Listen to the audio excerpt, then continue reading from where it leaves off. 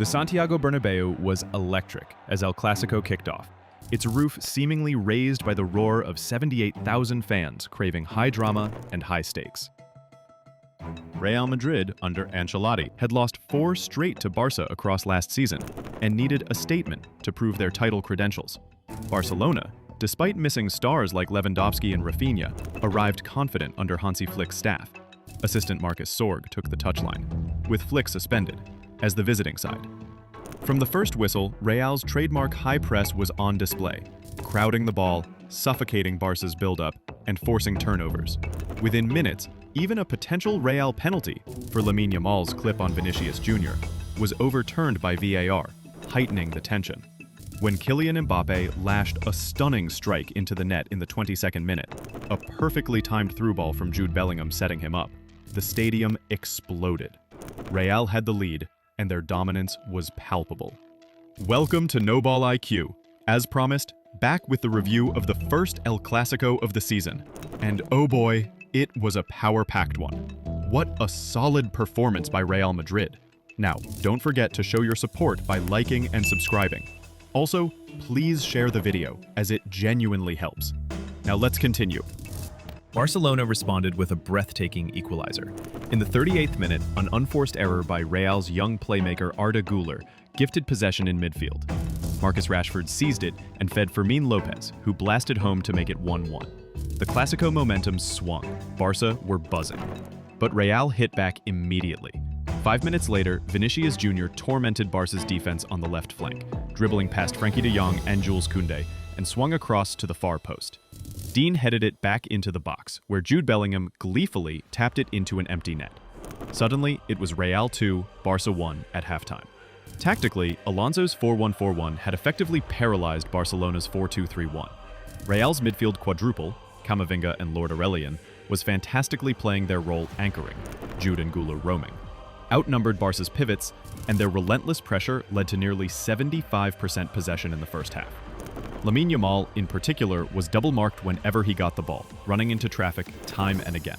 After the break, the Bernabeu stood tense. Real continued to pour on pressure.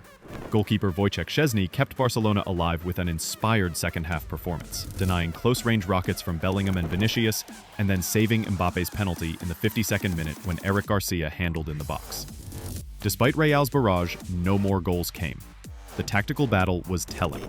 Barcelona tried to press higher after halftime, but Real weathered it through disciplined shape.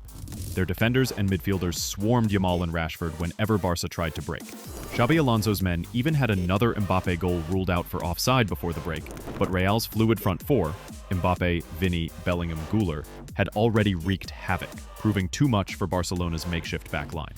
In the final minutes, chaos erupted. With victory in sight, Xabi Alonso hooked Vinicius in the 72nd minute, and the normally joyful Brazilian angrily storms down the tunnel, mouthing at teammates and ignoring Alonso as he left. Emotions boiled over when, in stoppage time, Barcelona midfielder Pedri viciously lunged at Camavinga and received a second yellow, sending him off. Immediately, the benches cleared and players clashed. Dani Carvajal even confronted Yamal near the Barca bench, forcing Spanish police to step in and restore order. It was the kind of fiery denouement Clásicos are made of. Xabi Alonso's Madrid lined up in a 4-1-4-1, with Eduardo Camavinga and Aurelien Tchouameni shielding the defense, and fullbacks pushing up, Alvaro Carreras on the left. The dynamic pair of Vinicius Jr. left wing and Kylian Mbappe right wing stretched Barca's back line, with Bellingham and Arda Güler supplying balls in behind.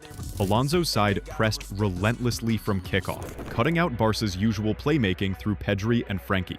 Camavinga's energy and mobility in midfield were crucial. Alonso later praised him as having had a great game, noting Madrid needed Camavinga's dynamism to pin back Barca's creators. By contrast, Barcelona's planned 4-2-3-1, on paper a back four with Alejandro Balde, Eric Garcia, Pau Cubarsí, Jules Koundé, and double pivot Pedri de Jong, was unsettled by absences.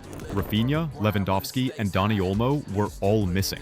Young Lamine Yamal, the 18-year-old phenom, was doubly tasked with creating chances and trying to win free kicks. He earned several early on. but Real often double-teamed him. Sorg admitted afterwards, it wasn't an easy day for Lamine. In the first half, we didn't give him many one-on-one situations. In truth, Real's midfield control and wing play suffocated Barca. Militao and Huijsen handled height in defense. Dani Carvajal, from the bench, was industrious on the right, and Courtois was mostly untroubled. Now, let's talk about the reason why Real might take home the La Liga this season, and that's because the relentless attitude was shown by Madrid's players. On offense, Madrid's counterpress paid dividends. The second goal was textbook.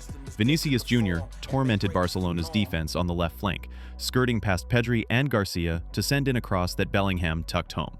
Alonso lauded Jude's return from a slight injury layoff, saying he was very happy to have him back. He's a player who transmits and connects. Mbappe, meanwhile, was ever the assassin. One sensational strike was ruled out for millimeters of offside, and perhaps a deflection off a Barca defender. But 5 minutes later, he pounced on Bellingham's incisive pass to break the deadlock. Vinicius combined brilliantly on the move, but also showed his volatility. Alonso noted Vinny also contributed a lot, but promised to address the flaming tunnel scene internally.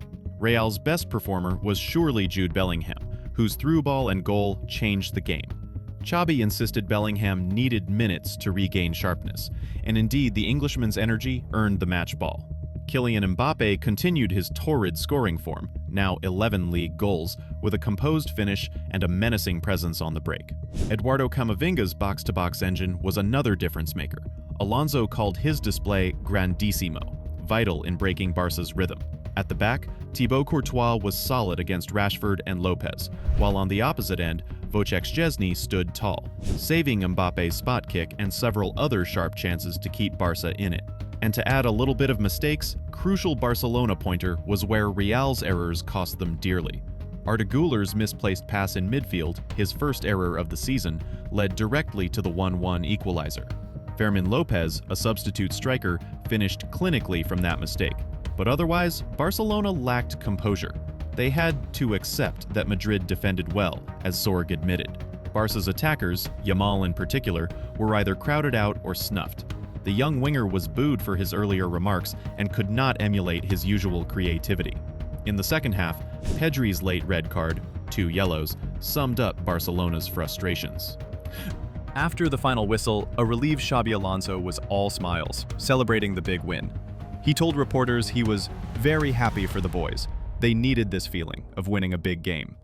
He praised Aurélien Tchouaméni, and rightfully so. I would say he is the best DM in the world right now. Had a great game. And Bellingham, even better than we expected for his first big match back. Alonso was also measured about Vinicius's outburst, noting, "Now we'll enjoy it, and when the time comes, we'll talk about it in the dressing room." Overall, he stressed the victory was not just 3 points. It gave Madrid good feelings and confidence moving forward. On the Barcelona side, assistant coach Marcus Sorg lamented missed opportunities but credited Real's play. He acknowledged the tough night for Yamal and the team, noting Real's defenders did a good job neutralizing his threat. He called for support for his young star, saying, "We have to give him time to learn from the experience." Notably, Barcelona's official report admitted bluntly that Real Madrid were the better team on the day, underscoring the feeling among Catalans that their project under Flick, even from the stands, still has hurdles. For La Liga, the result is significant. Real Madrid moved to 27 points and sit 5 clear of Barca, sending a message that they will be frontrunners this season. The win ends Madrid's Clásico drought and proves Alonso's squad can respond in big games. Emotionally, it flips the psychological script, where last year Barcelona often had Madrid's number. Now it is Real who have the upper hand.